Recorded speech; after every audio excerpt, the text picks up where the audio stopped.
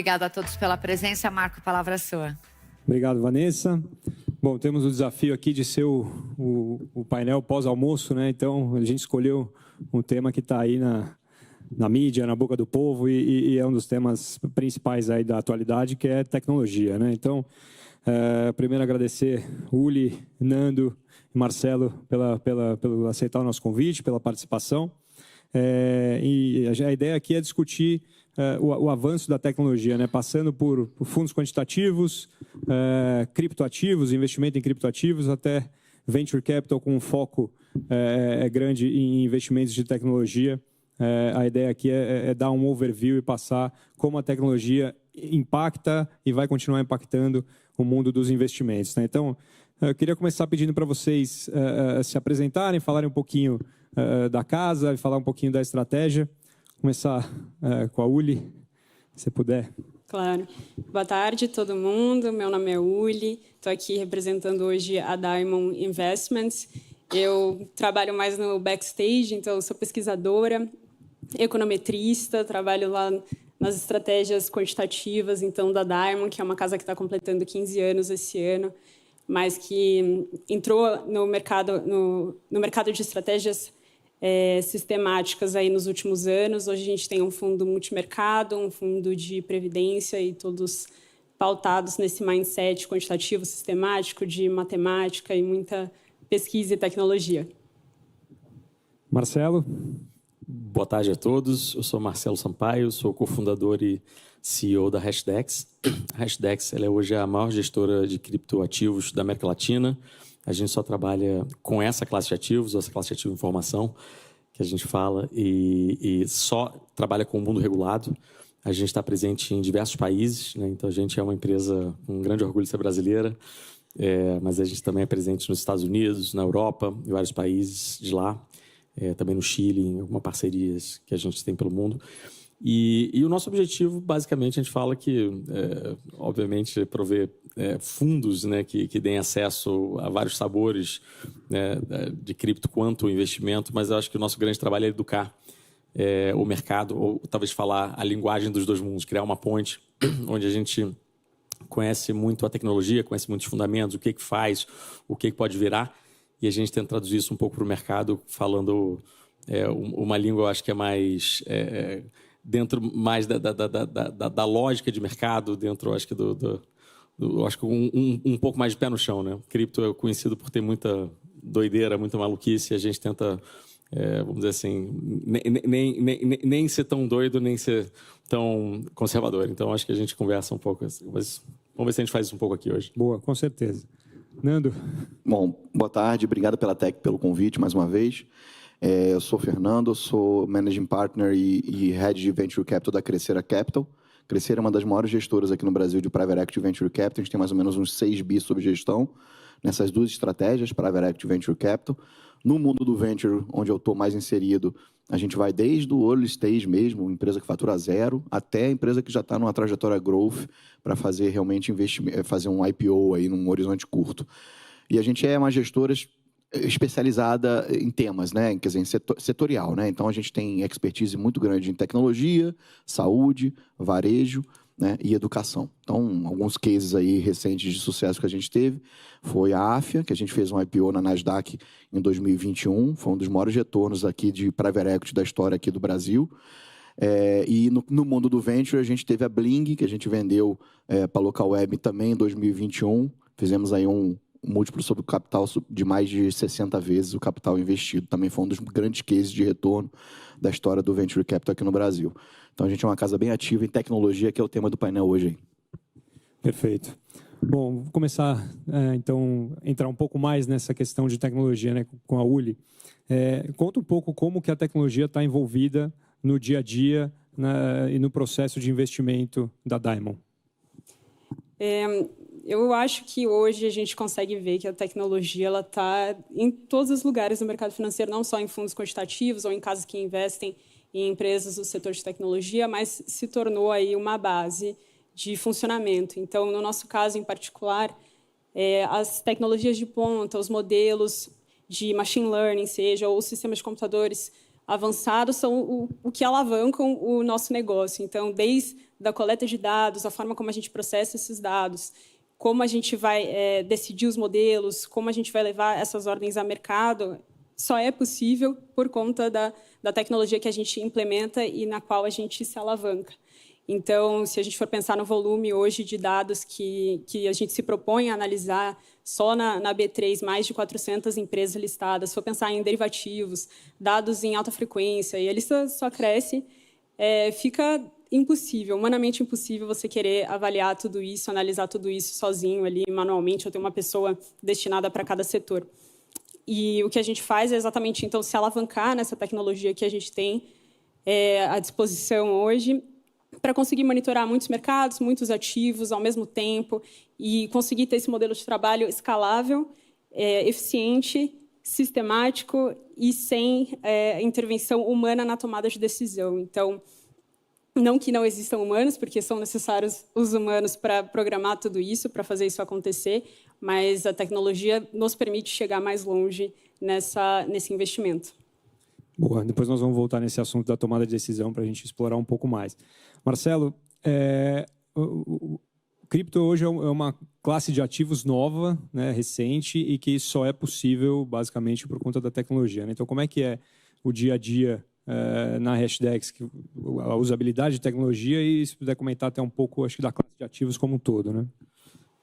A gente na Hashdex, a gente fala que a gente é uma turma que ou veio de tecnologia, ou veio do mercado financeiro, ou veio dos dois, né? Então, assim, a gente tenta literalmente permear essa coisa como um todo. E, portanto, a gente usa muito tecnologia em casa, não só para criar diferencial para os nossos produtos, mas para, né, garantir que são super seguros, eficientes, baratos, e, enfim, daí vai. Então, a gente tem essa coisa que não só a nossa classe de ativo, nosso ativo de interesse é tecnológico, mas a gente também usa isso como uma ferramenta para criar nossos produtos, né? Cripto é um fenômeno que aí eu não sei quanto a audiência, eu acho que tem gente que conhece bastante, tem gente que conhece pouco, mas parece bruxaria para muita gente, mas é só uma estrutura tecnológica que começa a ir para um lado, uma interseção com a lógica do valor, do que é ativo de valor, né? Então, a gente, na história da humanidade, teve uma série de estruturas, e eu acho que a mais conhecida para a gente hoje é equity, né?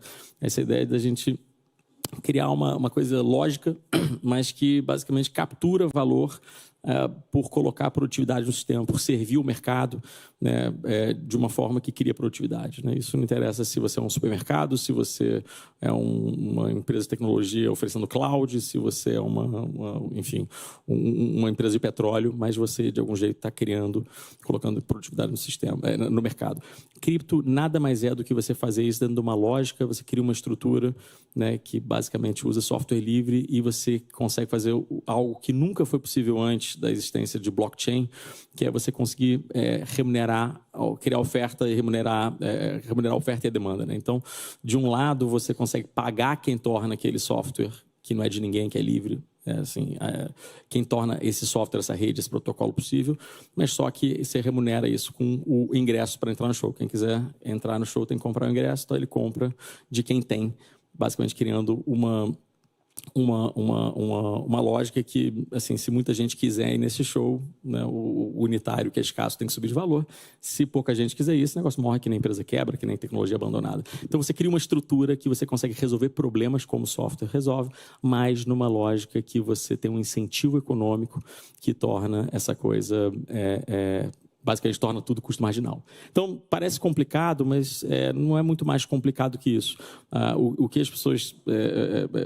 geralmente, o conselho que a gente dá é você não tentar ver cripto quanto dinheiro digital. Isso é um caso de uso, né? Pensa como uma estrutura nova dentro de um mundo que cada vez mais é digital, né? Onde você consegue...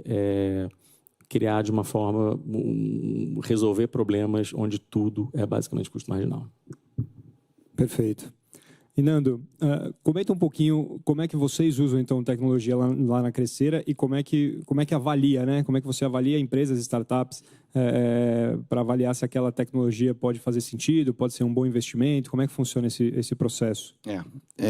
Bom, tecnologia é um dos setores que a gente realmente tem essa expertise, né? Então, como a gente está lidando lá na Crescera com fundos que têm tempo finito, né? Fundo, em geral, 10 anos, a gente toma sempre um cuidado de não investir em tecnologias que, na nossa visão, parecem hype. Tá? Porque, como toda tecnologia, se você olha aquela famosa curva de amadurecimento das tecnologias, você pega, por exemplo, AI, eu comecei a atuar em VC em 1998. Eu estava em 97 fazendo meu doutorado em computação no IMPA, Instituto de Matemática Pura e Aplicada.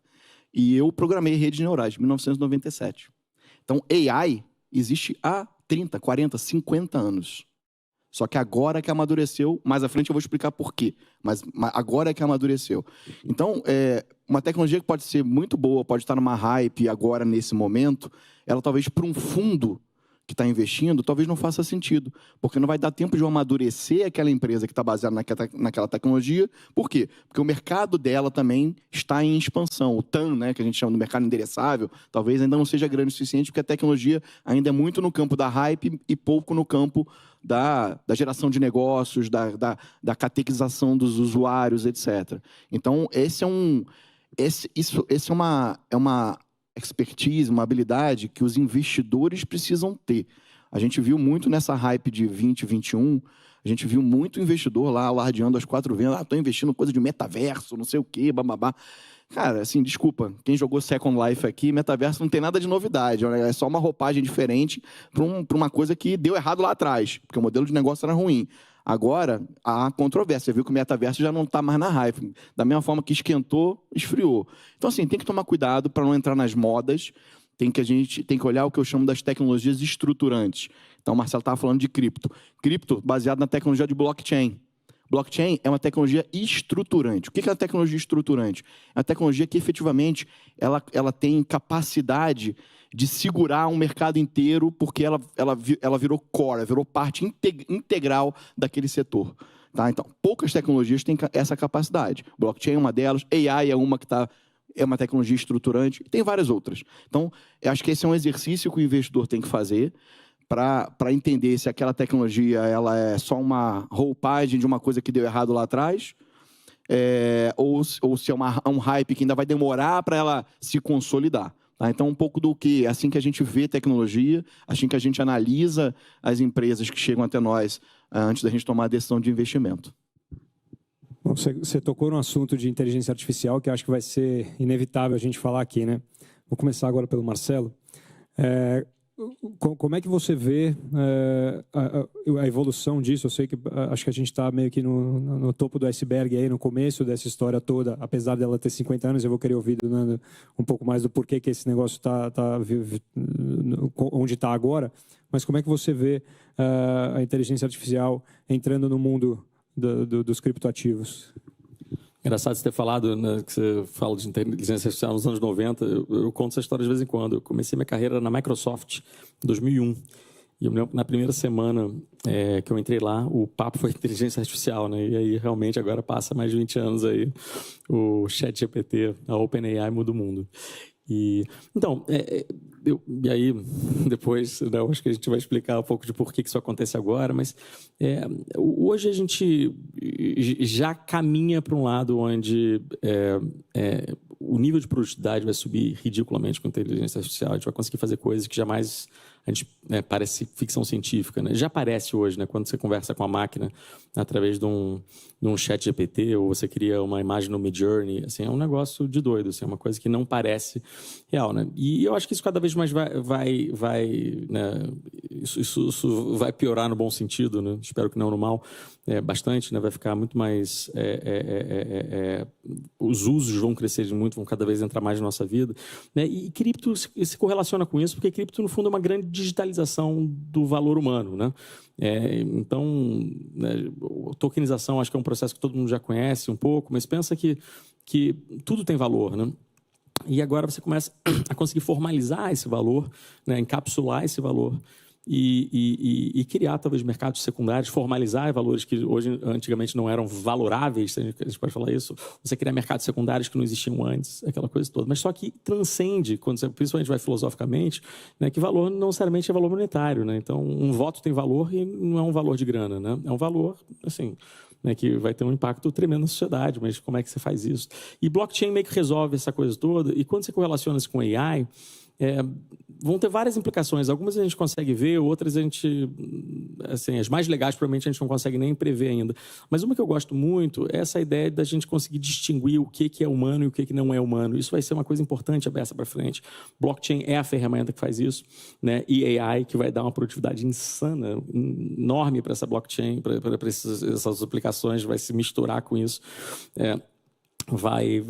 Isso vai ser super importante, né? A gente dizer, hoje uma das grandes falhas da internet, né? O Mark Andreessen, né, que foi o inventor do browser, né? Hoje em dia é um investidor super famoso, ele fala que foi a capacidade da gente não saber quem está por trás, né? A gente não conseguir resolver identidade na internet, né?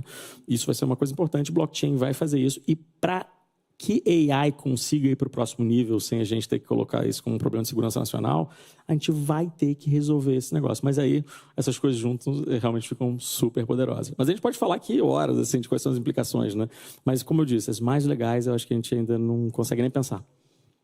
Porque o AI já vai saber distinguir o que é faixa de pedestre, o que é farol, né? Provavelmente. Já consegue. Já consegue, né? Uli, como é que vocês estão vendo aí, acho que riscos e oportunidades do AI para a indústria sistemática? Eu percebo que no mercado financeiro as pessoas ainda têm um pouco de esse estigma assim, de pensar que a gente vai entrar num cenário meio apocalíptico, de que as coisas vão ser dominadas por robôs, enfim, mas... Como você bem disse, eu acho que é uma nova roupagem para uma coisa que já tem sido feita há muito tempo. Então, a estatística, a matemática, ela já existe há muito tempo. Agora, a gente tem mais tecnologia para fazer coisas mais grandiosas. E uma das formas da gente usar isso é fazendo coisas que os seres humanos, talvez a gente precisasse de muita gente para fazer, e você consegue fazer num toque de um botão ali, analisar dados, identificar padrões, ou encontrar oportunidade de investimento, dado que boa parte das estratégias de investimento elas são baseadas em encontrar ineficiências. Às vezes a ineficiência não aparece ali tão claramente para a gente, mas quando você tem um modelo bem treinado, uma tecnologia bem estruturada, você encontra, e isso pode ser a diferença entre ter um produto que é lucrativo e que não é.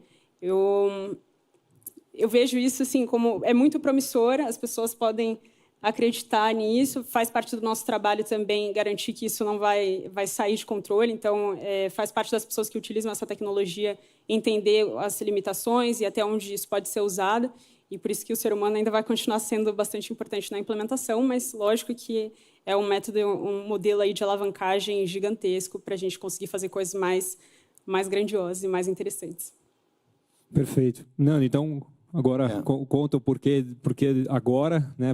E depois, se puder falar um pouquinho também de como as startups estão vindo, né? Seja links com AIs que já existem, ou a gente consegue ter desenvolvimento de coisas aqui, enfim. Bom, vamos lá. Deixa eu primeiro dar uma palavrinha da minha visão do AI, né? Quer dizer, eu já falei, é um negócio que já existe há bastante tempo, né? Em 2011, o Andreessen Horowitz disse que o software estava devorando o mundo. Foi uma frase muito feliz dele na época. E é verdade, a gente estava passando por meio que uma revolução da digitalização de processos que eram analógicos através do software. Isso foi muito legal, a gente viu várias coisas interessantes surgirem. O AI, eu digo que é o seguinte, agora o AI vai otimizar o mundo. É uma nova fase ainda mais interessante. Então, coisas que eventualmente eram desenhadas por humanos, com todas as limitações que nós humanos temos, vão ser feitas e otimizadas por uma capacidade computacional que não tem como. A gente não tem como negar que o computador ele é muito mais eficiente do que a gente em computar, né, e em otimizar processos. Então, isso vai ser uma revolução gigantesca. E poucas pessoas falam, né, mas além do AI, né, que a gente está olhando mais a camada do software, a junção do AI com a robótica e a automação, né, quer dizer, aí junta a automação como um todo, isso vai transformar o planeta de uma forma definitiva. A gente teve, na minha visão, 3 eventos transformacionais da raça humana. O primeiro foi o fogo. Quando a gente descobriu o fogo, a gente passou quando você cozinha um alimento, é uma pré-digestão. Então, você passou a ter menos tempo aqui digerindo a carne crua, que aí faz o sangue vir para cá e menos para cá, para a cabeça. E geração após geração das pessoas consumindo alimentos pré-cozidos, você começou a ter vascularização adicional aqui no cérebro. E isso foi fundamental para os seres humanos evoluírem, né, e se tornarem mais inteligentes, etc.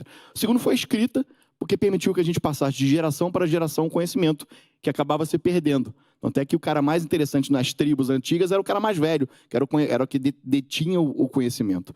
E o terceiro, a gente vai viver isso, que é a singularidade, que é a junção do homem com a máquina, que é a máquina inteligente, e eu não vejo uma visão, né, como a Uli bem colocou também, apocalíptica, Skynet, não sei o quê. Assim, é lógico que a tecnologia sendo usada para o mal, ela causa estrago. É só ver o que está acontecendo na Ucrânia. Estão pegando drones que você pilotava com teu filho, adicionando granadas e matando soldados em campo. E esses drones agora vão começar a ficar inteligentes, vão fazer isso de forma automática, sem nem precisar um piloto. Então, é óbvio que você pode usar a tecnologia com mal, como tudo, na verdade. Mas se ela for utilizada para o bem, né, eu vejo pode me chamar de romântico, mas para quem gosta de Star Trek, Jornada nas Estrelas, eu vejo aquele futuro, né, utopiano do Star Trek, né, onde a tecnologia ela trouxe tanto benefício para a humanidade que certos conceitos ali as pessoas passaram a trabalhar para o conhecimento da espécie, não mais necessariamente só para acumular capital. Então, assim, eu tenho essa visão romântica, eu acho que a gente está vivendo, e aí por que a gente chegou nesse ponto que a gente está chegando agora, né? Do que o Ray Kurzweil, no livro dele, que é Singularities Near, ele fala que é tecnologias exponenciais. Isso aconteceu, gente, relativamente recente, nos últimos, 7 anos. A gente teve o que eu chamo da convergência de 3 fatores. Um é poder computacional, então você pega um celular desse daqui, ele tem 1 bilhão, com B, mais poder computacional do que o computador que levou o Apollo 11 à Lua. 1 bilhão mais poder de processamento. Então, assim, está no teu bolso. Isso permite rodar aplicações complexas. AI, cripto, né? E bancos de dados superpoderosos. Então, poder computacional, conectividade global, ou seja, as pessoas têm 90% da população mundial hoje, seja numa primeira derivada ou numa segunda, está conectada na internet. Então, você, quando lança um produto, você tem acesso instantâneo a 8 bilhões de potenciais consumidores. E o terceiro campo são redes de alta velocidade e baixa latência, porque o 4G, que a gente já conhece, ele trouxe alta velocidade, mas a latência dele ainda era um problema. O 5G ele veio para resolver a latência. E aí, com isso, novas aplicações de internet das coisas, redes, carros autônomos em rede, que precisam de baixa latência, elas começam a surgir e se tornar viáveis. Isso aconteceu, essa convergência desses 3 fatores, se você parar para pensar, ela realmente aconteceu só nos últimos 7 anos. Isso explica o porquê. Primeiro, o boom do empreendedorismo que a gente está vendo, porque, literalmente, hoje, para você empreender, você tem todas as ferramentas possíveis. Eu me lembro que eu já empreendi lá, início dos anos 2000, né? O Marcelo vai lembrar disso. Na época, lá, você queria montar um servidor, você tinha que montar um data center na tua empresa, não tinha a Amazon Cloud, essa molezinha. Já pagou minhas contas isso aí, cara. Exatamente. Então, hoje não. Hoje você faz da tua garagem, joga na nuvem e esquece. Então, ficou muito mais fácil. Então, assim, o boom do empreendedorismo e o surgimento exponencial de novas tecnologias, ele está acontecendo porque houve efetivamente um unlock da condição macro para que isso acontecesse. E a gente está vivendo esse momento, é mágico isso. Tá? Então, para quem eu sou viciado em tecnologia, então, assim, eu falo para meu filho, falo para meus amigos, é um momento mágico para se estar vivo hoje em dia. Para quem gosta de tecnologia, assim, é o melhor momento da ever. Então é por aí. Muito bom. Voltando aqui para o mundo dos investimentos, Marcelo, comenta um pouco como é que você tem visto aí a adoção dos criptoativos nos portfólios ditos tradicionais, né? Acho que a gente veio de um período onde você teve uma performance muito forte, depois você teve um drawdown relevante, agora a gente volta para um período de performance muito forte, já é uma classe de ativos aí de trilhões de dólares, né? Então como é que está a adoção, a regulação, como é que você está vendo isso? A melhor e a pior coisa de cripto é que ela é ultra líquida, né? Assim, é melhor porque, assim, é muito legal, a liquidez é muito uma ferramenta maravilhosa, né? Você consegue entrar e sair de mercados, os mercados com volume, aquela coisa toda. Mas só que, por outro lado, você também é muito sensível, né? Então, o cripto tem uma característica, é como se fosse um venture capital líquido, né? Então, quando você pega, por exemplo, a história do Google, a história de funding, vamos dizer assim, de valorização das ações do Google, quando ele vem do zero, é super bonitinho, né? Então, você vai lá, o cara pegou né, tipo assim, desenvolveu um negócio lá, pegou um primeiro cheque, né? E aí usou aquilo para comprar uns computadores, contratar uma pessoa, 2, né?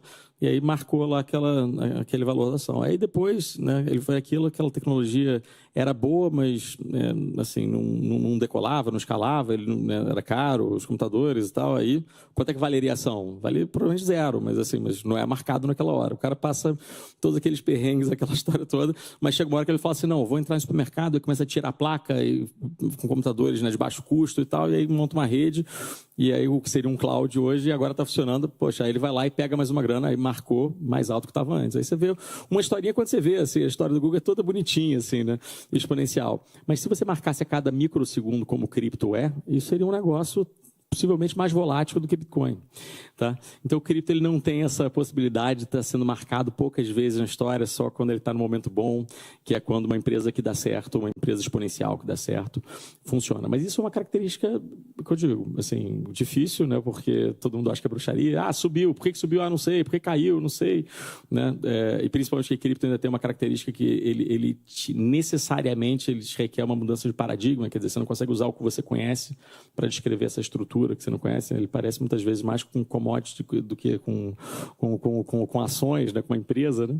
Mas então, assim, ele tem as características próprias, mas quando você olha para a cripto, tudo que interessa melhorou. Assim, tudo que interessa está melhorando. Adoção, claro que quando a gente cripto é um mundo grande, né? Bitcoin não se parece com Ethereum, que não se parece com sei lá, com uma DEX, que não se parece com um protocolo de NFT, assim, então você tem dentro desse mundo vários micromundos, né? Então a gente está falando da cripto, digamos, a internet, Bitcoin talvez seja esse e-commerce, a gente está falando de Ethereum, talvez seja outra coisa, quer dizer, mas tudo que interessa para as principais blockchains, vamos pegar Bitcoin como exemplo, tudo que interessa melhora, vem melhorando, inclusive quando o cripto está caindo muito, né? Então a adoção está crescendo, a tecnologia está melhorando assim, em passos largos, muito rápido, né? Olha, assim, não sei quem acompanha Ethereum, mas é impressionante o que a gente tem visto assim, né, das evoluções dentro da rede do Ethereum, quer dizer, assim, as últimas atualizações, assim, é impressionante. É um dos projetos mais complexos da humanidade nesse momento, que está dando certo. Assim. Regulação está melhorando muito. Cada vez mais as pessoas, eu acho que talvez por teimosia, assim, né? Esse negócio que parece que vai morrer e não morre nunca, e cada vez volta mais forte, as pessoas estão conhecendo sobre o assunto, se interessando sobre o assunto. Então, hoje a gente tem algumas centenas de milhares de investidores e a gente realmente serve o mercado financeiro. Claro que tem ali alguns especuladores, tal, mas assim, principalmente são investidores de longo prazo, uma turma que né, se interessou em algum momento e continua estudando, continua conversando com a gente. Então, a qualidade desse mercado, e eu falo que o que interessa, está melhorando muito. Mas essa coisa, como disse, não é estruturante. Então, assim, esse negócio demora algumas décadas, né, para chegar lá.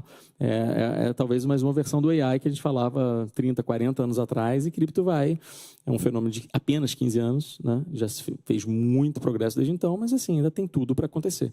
Então, assim, para dizer assim, a gente é super bullish, principalmente quanto investimento. Cripto, o nosso sócio estava na semana passada, talvez num dos eventos mais privados de cripto, ele acontece na Califórnia, são poucas pessoas, e aí ele falou assim, cara, é tão refreshing, né? Você vê gente tão inteligente falando sobre esse tema, e ele falou, e o que é mais legal é que você passa 2 dias fechado numa sala e ninguém fala de preço, então, assim, porque é a coisa menos interessante dessa coisa, mas quanto investimento, assim, a maneira de ver, eu acho que justamente não está em o que você sabe, está o que você não sabe, é essa oportunidade, você tem algo que tem cada vez uma probabilidade maior de ter um lugar no futuro, e um lugar proeminente no futuro, mas que ninguém sabe quanto vale. Né? Mas quando você faz um top-down, você fala assim, quanto pode valer, né, se esse negócio substituir ou melhorar, enfim, essa solução, aquela solução, geralmente para as boas soluções é muito maior do que o preço que vale hoje. Então é uma aposta interessante, mas é ainda uma aposta que vai demorar, assim, vai levar seu tempo para que ela se materialize ou não. Cripto é muito mais sobre as possibilidades do que sobre as certezas, mas o case geral é muito bacana, porque, de novo, é uma questão de produtividade. O nível de produtividade, o tipo de coisa que essa tecnologia, que essa estrutura nova resolve, assim, é um pouco AI para uma série de coisas que a gente vê, assim, não é comparável com o que a gente conhece. Muito bom. Uli, a gente passou, acho que os últimos 12, 18 meses, um período um pouco mais difícil para os fundos quant, né? Os fundos sistemáticos, especialmente no Brasil. Teve alguma mudança específica que fez com que isso acontecesse? Vocês fizeram algumas novas estratégias ou estão revendo estratégias, alguma coisa específica assim? É difícil fazer esse timing do mercado, né? Então, a gente não tem como prever que o mercado vai reagir de certa forma a determinados eventos, ninguém tem. Você tem uma estratégia que você aposta com base na forma como ela performaria no passado e padrões que você observa e toda a modelagem envolvida, mas a realização do mercado ela pode ser diferente. Acho que foi um período desafiador para muitos fundos, por inúmeros aspectos. O mercado global, o mercado local, ele tem reagido de formas, às vezes, um pouco ariscas a alguns eventos, mas a gente está sempre atento. Então, não é porque você fez uma estratégia um dia que essa estratégia está escrita em pedra e a gente vai comprar esse ativo desse jeito sempre e nunca vai mudar. Então, esse é o papel dos humanos por trás das máquinas. Então, por mais que você tenha modelos ali, algoritmos de AI, estudando os dados, identificando padrões, e que você tenha feito um estudo grande numa modelagem anterior, os cenários mudam, as histórias mudam, e a gente precisa estar acompanhando tudo isso. Então, internamente, o desenvolvimento de estratégia ele é contínuo, porque nenhuma estratégia tem garantia de que vai dar dinheiro para sempre. A gente sempre tem que estar tentando colocar novas coisas no portfólio, até porque quanto mais você vai explorando aquele mercado, mais você vai extraindo o lucro daquelas ineficiências e uma hora aquilo está arbitrado e já não tem mais espaço e você tem que seguir para outra abordagem. E a gente só consegue manter todas essas linhas de pesquisa, toda essa análise de tantos dados no mundo todo, porque a gente se alavanca muito em tecnologia. Então, com os bancos de dados muito poderosos e tendo os modelos que vão rodar ali em segundos e vão identificar aonde a gente consegue colocar um certo tipo de estratégia, onde a gente não consegue, como a gente conseguiria simular um cenário. Então, acho que uma das coisas que a gente faz muito também é simular cenários de estresse. Lógico que, às vezes, a realidade é um pouco mais estressante do que a gente simulou, mas tudo isso está envolvido, né? Então, desafiador, mas com certeza uma estratégia de longo prazo, assim como boa parte dos investimentos no mercado financeiro. Então, a gente acredita que no longo prazo ainda é net positivo, certamente. E com baixa correlação, né? Principalmente com as outras classes de ativo. Né? Com certeza, porque o fato da gente ser um fundo aí quantitativo sistemático que se alavanca em tecnologia permite que a gente tenha muitas classes de ativos, muitos ativos. E isso, por si só, já deixa o portfólio muito mais diversificado do que a média se você tivesse ali um conjunto de analistas, traders, para tradar mercados específicos, né? Então, por definição, ele é um produto já muito diversificado que, quando você compara com o que está sendo feito em outras casas, então, fundos especificamente macro ou outros tipos de estratégia, acaba sendo muito, muito diferente. Então, um cenário desafiador, mas que, se fosse outra realização, poderia ter sido muito melhor. Então, sim, acho que tem o benefício da diversificação, que no fim do dia é o único almoço grátis aí em finanças. Então, acho que ainda continua sendo e vai continuar sendo uma ferramenta muito poderosa para diversificar os portfólios. Perfeito. Nando, a gente teve um período também, né, de valuations no mundo aí do venture capital bastante apreciados e que também tiveram uma correção razoável. A gente vive um hype, uma bolha em startups, em tecnologia. Esse negócio acomodou? Como é que você vê isso? Apreciado, você está sendo suave, né? Foi uma insanidade que a gente viveu em 2020 e 2021, né? Mas tem lógica, né? Vamos dizer assim. A gente viu ali 2020 e 2021, a gente viu por vários motivos, desde a pandemia, etc.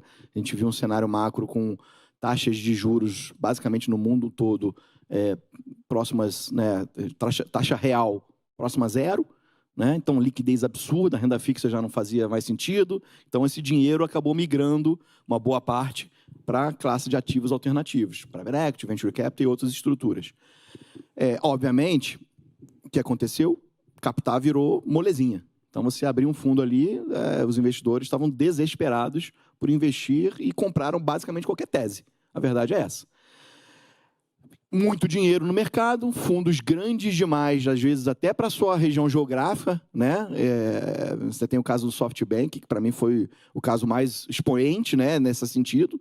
Né? Você vê que agora o SoftBank está fazendo write-down aí, write-off de uma série de ativos para poder, eventualmente, voltar para um tamanho que talvez fosse o que ele devia ter pensado lá atrás. É lógico que agora é fácil falar, né? Engenheiro de obra pronta, mas foi o que aconteceu, de fato. E, obviamente, isso o que acontecia, né? Dinheiro demais, o gestor do fundo captou um fundo, sei lá, de bilhões para um mercado que não comportava, não tinha ativo suficiente para isso. E aí você, infelizmente, nem todo gestor tem essa cabeça, mas mudava, a maioria dos gestores, eles não estavam mais interessados em fazer o melhor negócio possível, e sim alocar capital. Porque ele tem um fundo grande, tem uma janela de tempo de alocação, ele precisa alocar o capital. E aí é aquele negócio. O empreendedor, que também não é bobo, ele via, pô, tem muito fundo com muito dinheiro aqui, deixa eu ajustar meu plano de negócio aqui, aumentar o meu burn, né?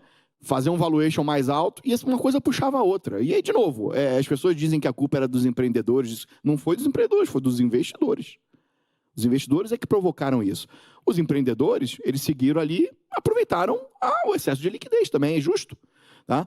Então, aconteceu isso. Então, esses valuations inflados, esse investimento em empresas que tinham um burn totalmente descontrolado, que não fazia nenhum sentido e não tinha nenhuma previsão de acabar, isso distorceu o mercado. E a gente viu a correção que veio a partir de dezembro de 21. E, de novo, eu já passei por bolha da internet 2000, crise da Rússia, subprime, tudo isso. Então, o mercado de ilíquidos, private equity, venture capital, ele tem os seus altos e baixos. Nos baixos a gente sofre, mas aprende com os erros, né? Algumas gestoras morrem, algumas empresas morrem. É um processo Darwin mesmo, darwinístico no final das contas, né? Os mais adequados ali vão sobreviver. E assim a gente vai levando. Hoje a gente está vivendo já um momento, obviamente, já nos últimos, 24 meses, pelo menos, de liquidez muito mais reduzida. Acho que os empreendedores também ajustaram muitos deles ajustaram seu mindset para ter mais eficiência, focar no resultado, focar ali numa geração de caixa que vai permitir que ele sobreviva num mundo cada vez mais complexo, porque a gente está vivendo num mundo hoje, gente, que é muito complexo, né? Para quem gosta da série lá, o Problema dos Três Corpos, hoje você tem um mundo em que tecnologia virou uma variável que transforma e que causa uma incerteza que não é tão trivial de prever. Aí você tem as guerras normais que sempre aconteceram ao longo da humanidade, mas a tecnologia hoje é uma componente que não necessariamente está precificada nos modelos econômicos que vem desde lá de trás. Então a gente tem um mundo que você inseriu uma variável que tornou o negócio bem caótico. Então a gente está vivendo essa incerteza, por isso que os modelos antigos não estão conversando com o cenário macro hoje. Então, isso precisa ser ajustado e precisa ser revisado para incluir certas coisas, como, por exemplo, as novas tecnologias estruturantes que chegam e que transformam. Então, acho que é saudável o que a gente está passando. A gente, na Crescer aqui, sempre teve um mindset de ser bem lean, então a gente nunca investiu em empresa que não tinha uma perspectiva de virar cash flow positivo, podia até queimar um pouco, não tem problema, mas o acordado cara, eu tenho que ter a certeza e a visibilidade que esse cara vai virar cash flow positivo. Tá? Então, a gente sempre teve esse mindset, então a gente conseguiu passar por essa turbulência de uma forma razoável. Eu acho que a gente sofre, com todo mundo, mas eu acho que esse aprendizado que está todo mundo vivendo agora é muito saudável e a próxima ciclo de alta vai ser bem interessante, com empresas e empreendedores muito mais maduros, investidores também mais preparados, e isso vai ser bom para o mercado como um todo. Você comentou voltando nas tecnologias estruturantes. Marcelo, eu queria que você comentasse um pouco do blockchain, né, que foi o que proporcionou, acho que boa parte aí dos criptoativos e quais os usos dele que a gente pode ver para o futuro. Então, blockchain é uma gíria quase, né, assim, que veio com o Bitcoin. Assim, então, o Bitcoin foi foi quem começou essa história toda, tá? Então, eu falo muito que numa analogia onde cripto é a internet, né? Bitcoin seria o e-mail, né? É o primeiro grande caso de uso, né, da internet. Né? Mensageria foi onde a internet começou, né? A gente tentar definir a internet hoje através de mensageria é uma besteira, né? Assim, tudo bem que a gente usa muito WhatsApp, e-mail, tá aí até hoje, mas né, a internet é Google, a internet é AI, a internet é e-commerce, a internet é tanta coisa outra que mensageria, né? Então, mas foi Bitcoin que justamente começou essa história toda, assim. E ele começou... e aí tem várias maneiras de contar essa história, mas basicamente ele começou resolvendo um problema que a internet, que a gente tinha em computação, que a gente chama de double spending, né? No mundo da computação tudo é abundante, vamos chamar assim, né? Da internet, né? Então pensa que quando você tinha lá a indústria da música, né? Que você tinha LPs, fitas, CDs, né? Eu tinha que comprar um CD naquela loja, assim, tudo bem que eu podia gravar numa fita, tornar isso mais ou menos abundante, mas tinha um limite físico, né? Quantas fitas eu podia gravar, quantos CDs, até que veio o MP3 e aí acabou com esse mercado do jeito que a gente conhecia, porque tudo ficou muito abundante, né? Um e-mail você manda para mim, eu posso mandar esse e-mail que você me mandou para quantas pessoas eu quiser. Então, o que, no fundo, o Bitcoin fez, acho que é uma maneira fácil de falar, é que ele criou a escassez programática. Você conseguia programar a escassez de uma forma que se eu recebo um e-mail seu e eu mando esse e-mail para alguém, eu já não tenho mais esse e-mail. Pô, isso é um negócio... assim, muito novo, né? Se você me deu aquela música e eu passo lá para alguém, eu já não tenho aquela música, porque eu dei exatamente que nem dinheiro. Né? Se você me der uma nota de R$100, ela tem fungibilidade, tem várias notas de R$100, mas aquela, se eu der para alguém, eu não tenho mais e não tenho nunca mais, a não ser que alguém me devolva essa nota. Né? Então, blockchain, aí sem querer ser técnico, muito técnico, porque essa é a parte mais chata para a maioria, mas no fundo é a gíria que conta um pouco essa história de como é que você resolve esse problema e você consegue usar isso para criar para resolver vários outros problemas, né? Então, um pouco aquela lógica que eu comentei, que você tem um software, né, que consegue remunerar quem torna ele possível, mas essa remuneração também vira o ingresso para quem quiser usar o software, né? Tem que comprar um ingresso para entrar no show e aí cria um mercado secundário unicamente baseado em demanda, e se muita gente quiser usar esse software, esse negócio sobe de valor porque é escasso, senão ele vale zero. Esse negócio, assim, ele vai resolver um monte de coisas, assim, de novo, vou repetir o que eu falei no outro contexto, assim, tem várias coisas que a gente já vê que resolve, que é muito impressionante, mas o mais legal ainda não foi inventado ainda. Assim, do que resolve que a gente já vê, assim, a gente tem alguns que eu posso dar um exemplo, assim, um que eu falei, todo mundo, quando a gente fala do acrônimo, né, NFT, que é um acrônimo que não existia 3 anos atrás, né, parece que esse negócio já virou hype, todo mundo sabe que existe NFT, mas esse negócio não existia, né, Non-Fungible Token, né, então basicamente você digitalizar alguma coisa que existe, né, ficou relativamente famoso 2 anos atrás por causa de arte, aí você tinha todo mundo fazendo uma GIF lá, uma JPEG vendendo por milhões de dólares, o que é uma loucura, mas o legal de NFT, que tirando a loucura dessa história, mas que aí sim tem um uso muito bacana, é basicamente você digitalizar ativos reais. E eu acho que uma digitalização de um ativo que é único, que tem alguns elementos digitais ainda, mas ainda você não tem aquele absoluto, somos nós próprios. Né? Assim, a gente tem versões digitais nossas, mas a gente não tem aquela versão que é única, que é a gente que não tem... E a sociedade, com o blockchain, caminha para a gente conseguir resolver isso. Assim, e isso é algo muito poderoso. Mas isso é um exemplo. Eu posso ir para exemplos, por exemplo, assim, do mercado financeiro como um todo, ou finanças como um todo. Né? Então, pensa que a gente tem... o mercado financeiro é um mercado com muita margem, né? E isso tende a longo prazo a acabar, tá? Em suas várias facetas. Um exemplo, acho que é a bolsa de valores, né? Então, assim, que a gente chama de DEXs, Decentralized Exchanges, né? Então, as exchanges blockchain, né? A NYSE pode ser grande, a B3 pode ser grande, mas não interessa o quão grande você seja, você sempre vai ser menor do que o resto do mundo, né? E quando você tem basicamente pools de liquidez que você negocia qualquer ativo que seja digital, né, numa situação que não está ligada a uma jurisdição específica, ou Brasil ou Estados Unidos, que ninguém é dono, isso é muito poderoso. Assim, você começa a dar liquidez a coisas que não são líquidas, você começa a formalizar de novo, pela questão da digitalização, ativos que não eram, né, não tinham valor, ou pelo menos valor formal, não tinham mercados secundários, e daí vai. Então, por exemplo, esse é um dos mercados, mas a gente pode falar de tantas coisas, né? Assim, mas eu acho que o legal dessa coisa é você entender, uma vez que você entende como funciona, é você imaginar um mundo futuro. Se depois der tempo, eu dou um exemplo futurístico aqui que eu gosto de dar para deixar a cabeça da turma pensar do que é possível. Uli, quando a gente fala de estratégias quantitativas sistemáticas, sempre vem a questão de como é que é a gestão de risco, como é que é a tomada de decisão, é um robô decidindo tudo, não é? Como é que você, enfim, como é que funciona, principalmente gestão de risco e tomada de decisão? Essa é uma pergunta assim muito interessante, porque eu acho que existe todo esse misticismo, né? Então, você colocou lá um computador, o computador vai fazer o quê? Ele vai se mover, ele vai apertar teclas, como que vai ser? Mas, no fim do dia, é tudo a boa e velha matemática. Eu acho que a gente gasta um tempo fazendo uma pesquisa, então o nosso processo de decisão de investimento não é na hora de alocar o ativo em si, mas é na hora de fazer a pesquisa, de desenvolver um modelo, que nada mais é do que uma aproximação teórica da realidade. Depois colocar esse modelo para seguir uma sequência de regras.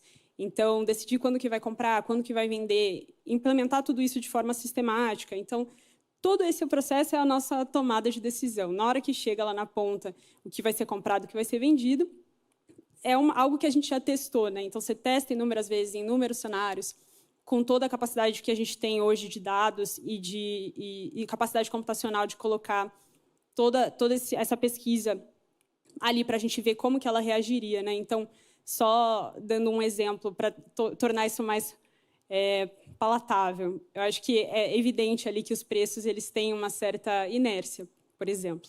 Então, a gente sabe que o preço de hoje ele vai ser muito parecido com o preço de ontem e que as mudanças elas vão ser meio graduais. Então, a gente pode assumir que esse é um comportamento, esse é um padrão do mercado. A gente pode usar médias móveis para explorar esse comportamento do mercado. A gente vai chamar isso de modelo. Quando essa média móvel começa a ter uma tendência de alta, a gente vai comprar. Quando essa tendência enfraquecer, a gente vai vender.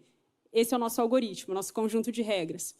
A gente pega tudo isso, coloca no computador para fazer isso de forma automática e sistemática e coloca isso no mercado. Então, a gestão de risco hoje ela é feita nesse formato de modelagem e algoritmo. Então, a gente tem um portfólio teórico que vai ser calculado ali diariamente ou sempre que tiver uma nova informação disponível. E os sistemas de computadores vão ao mercado negociar os ativos de forma a manter aquele portfólio teórico na nossa carteira. Então, é isso que acontece. E isso é muito mais eficiente do que eu ali olhando o mercado, vendo se aquele ativo está tendo uma mudança de comportamento isoladamente, ou se é uma coisa da minha cabeça, ou algum sentimento que eu tive à noite e acordei e achei que poderia ser. É tudo baseado nessa modelagem que a gente fez, que, logicamente, usa dados do passado, identifica padrões, e aí a gente toma decisões sobre o futuro, assumindo que o passado, apesar de não se repetir igualmente, existe essa frase bem famosa que diz que o passado não se repete, mas ele constantemente rima, né? Então, a gente consegue identificar os mesmos padrões observados no passado e no futuro. E aí, quando isso começa a mudar, a gente simplesmente muda a amostra, muda o modelo e continua fazendo isso. Perfeito. O Nando, acho que a gente está indo para o final aqui, depois eu quero, se der tempo, ouvir também o futurismo. Mas que tendências que a gente tem visto agora? A gente tem AI, blockchain, para onde as startups estão olhando e quais as tendências que a gente vê de inovações e de buscas aí? Vamos lá. Hoje, o que está chegando para a gente realmente são muitas startups que usam AI como ferramenta, né? Então, usa AI como ferramenta de otimização para um determinado setor, uma determinada aplicação, etc. Isso tem acontecido muito, e eu acho que a gente está absorvendo isso. Então, no nosso fundo, a gente acabou de fazer o first close do nosso novo fundo de early stage. O primeiro investimento foi uma empresa que usa AI para otimizar, né, preços em setores como farmácia, etc. e tal. Então, a gente tem visto muito isso acontecer. O que a gente está vendo para o futuro, né? E aí não necessariamente o futuro que eu vou investir nesse fundo, etc. Mas o que está vindo, né? Quer dizer, as pessoas estão, obviamente, impactadas, algumas assustadas com AI, mas não fique assustado, porque tem coisa muito mais interessante vindo pela frente. Por exemplo, computação quântica. Computação quântica vai transformar de uma forma substancial a maneira, né, como a gente descobre coisas diferentes. Tá? Tem certos problemas matemáticos e problemas reais que são impossíveis de serem abordados com a computação baseada no bit 0 e 1 que a gente tem hoje. Tudo hoje que a gente tem é baseado numa arquitetura computacional que, no final das contas, é um 0 e 1. A computação quântica muda essa arquitetura de uma forma total. e permite que você descubra e resolva problemas que são totalmente desconhecidos. Então, na área de biotecnologia, nanotecnologia, novos materiais, própria computação, problemas matemáticos que estão travando evoluções importantes da humanidade, vão ser resolvidos nos próximos anos. Um amigo meu, que é dono de uma Asp, perguntou, qual a companhia que você apostaria para os próximos 10 anos? Dois tipos de setor. Cyber, porque é o lado ruim do negócio. O primeiro hacker que tiver acesso a um computador quântico e conseguir quebrar as chaves de criptografia vai causar um problemaço. Né? Porque hoje todas as nossas criptografias são baseadas numa chave protegida. E uma IBM da vida que está investindo há 10 anos em computação quântica. Então, esse é o futuro. Marcelo, se puder rapidinho, só para a gente... Rapidinho, vou inventar aqui uma blockchain que não existe, mas só para vocês poderem imaginar o que é esse futuro possível. Eu gosto de dar um exemplo do que eu chamo de Traffic Coin. Então, é uma blockchain do trânsito.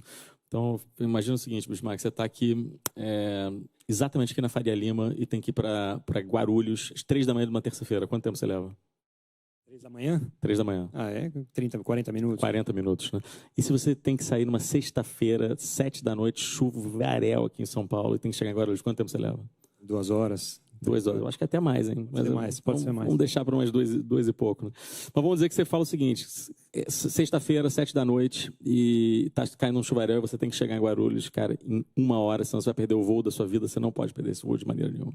Você está no futuro, você chama o seu Uber da época, vai chegar um carro autônomo, mas aí você vai dizer para ele o seguinte, falando, Uber, Faria Lima, Guarulhos. Ele vai te falar assim, 2 horas e 20. Aí você fala assim, eu preciso chegar em 59 minutos. Aí ele falou, tá legal, ó, ia te custar R$200, mas agora vai custar 550. Você fala, fechado, vamos nessa. Então vai chegar um carro autônomo, você está no futuro, né? Você entrou lá, e no momento que você entrou nesse carro, ele vai começar a negociar com os outros carros, porque ele está usando 5G. Os outros carros vão sair da frente dele, vai começar a negociar com o sinal de trânsito para dar verde e não vermelho. Ele vai começar a negociar com o Estado de São Paulo, com o Detran, para ele cruzar o limite de velocidade, está tudo bem, ele já está com a multa paga. E ele vai te entregar em 59 minutos lá em Guarulhos. Olha, com toda a tecnologia que existe, que a gente conhece, só juntando blockchain, juntando 5G. Quem sabe AI nessa história, você consegue montar um negócio desse. E o motivo é porque você pode ter, obviamente, o Uber ele pode ser grande, mas ele nunca vai ser dono de todos os carros da rua. Você precisa de um protocolo aberto, né, que consiga literalmente negociar valor entre os carros direto, fazer um settlement automático. Então, essa tecnologia já existe, mas ela vai levar o tempo para que a gente tenha o nosso Traffic Coin e tantos outros que a gente conhece. Mas só para vocês pensarem o que pode acontecer, o que deve acontecer e provavelmente vai acontecer. Gente, muito obrigado aí pela participação de vocês, Nando, Uli, Marcelo. O painel foi ótimo. A gente podia, de fato, falar horas e horas sobre tecnologia aqui, faltou tempo. Mas queria agradecer aí. Obrigado para todo mundo que acompanhou aí. Obrigado. Valeu. Valeu. Nossos painelistas sendo aplaudidos aqui no TAG Summit 2024. Agradecemos, então, mais uma vez